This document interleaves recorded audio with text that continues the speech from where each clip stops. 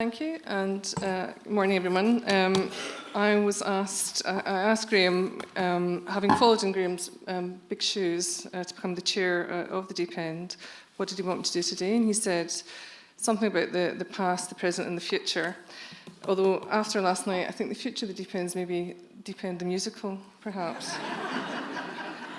So the timeline, I can't remember before 2009 or whenever I thought we had first started. So I'd asked Graham for a timeline, really, and this is just a summary of what he kind of alluded to earlier on. And you can see that we are now down to our final bit of the timeline, which I think these projects are really defining what we became and hopefully what the future is for Deep End GPs, but general practice across Scotland and the UK. I mean, we're very aware that all practices in Scotland have Deep End patients, so the top 100 are not really where we want to focus anymore. And we are everywhere in Scotland. Although the Deep End project's really been focused in Glasgow because that's where the majority of Deep End practices are. Now that we've become a mature project, we are moving beyond that kind of border. We've got a few stragglers from Edinburgh that come along to our meetings as well.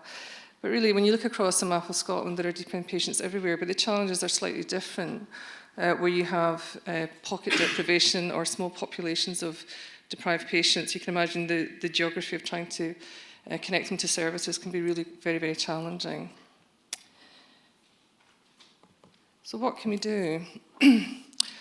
I think general practice has got a long history of challenging the boundaries of healthcare, challenging what the accepted orthodoxy is, and I think the Deep End has been no different. We took Gillian's message, and I'm sorry to say I haven't got the whole lot in there, which was a real message from yesterday, but I'd already done my slide. And that's been a strapline for us, and actually it's a very good reference point for us because we write that into every document, although I think in reality, it's quite a kind of abstract thing for people to grasp. So when we write in our documents about welfare or the Deep End report on the SHIP project, for example, we're showing very practical applications of what the inverse care law really means. And the rest of these people on this slide, Lack and Grant, historically, I think we've got a lot to learn from people who also challenged the boundaries of healthcare. Lack and Grant in Ballachulish arguably was the first person to lay down a universal healthcare system and informed the Dewar report, and this was at the turn of the century, that then informed the Cathcart report that really was the foundation of the NHS Scotland Act. And there's a statue there, not all medics. Mary Barber, you might have seen last night if you came out of the Underground, was a woman who led a rent strike in Glasgow, and I think there's lots of lessons to be learned by these people. She marched on Glasgow Sheriff Court in 1915 with her engineers, shipyard workers and the renting class to protest about huge rent increases that people couldn't afford. And Westminster was so frightened of this protest because they thought there was going to be mutiny from their troops that they passed emergency legislation to protect rent increases from happening. So I think we've got a lot to learn from people who are rebellious and slightly out there. And this is a slide of Elsie Ingalls, and I included her because she was the third female graduate out of Edinburgh University at the end of the 20th century, and 19th century. And she founded the women's hospice movement in Scotland that became a UK-wide movement. You can imagine how difficult that was. She was a surgeon, actually, and this was a medical institute that was run by women for women. And she just was doggedly consistent in her pursuit of this cause, about 20 years. She raised about 35 million, I think is equivalent to what she raised for her project. And then she went to Serbia at the front line in World War I to set up field hospitals, and she was told to go home, basically, from the Home Office, so she went the opposite direction. And you might ask, why do we still need pioneers and rebels today? I think we should all be slightly rebellious and challenge what the orthodoxy is at the moment, because we've got very, very persistent problems. And I know you saw this iceberg thing yesterday with Stuart, but you can see that underneath this tip of the iceberg, there are all these issues in the community that are pushing up demand in secondary care. And some of these are historic problems, some of them are new problems just with the reconfiguration of modern healthcare systems. But actually, there are real problems with the numbers of GPs relative to consultants in Scotland. lack of community beds, fragmented healthcare. You know, you could add your own things to this list, but this is pushing up demand in hospital, and in fact, you know, lots of health boards in Scotland don't meet their 4-hour target anymore because of this demand, people coming to hospital and scheduled care, etc.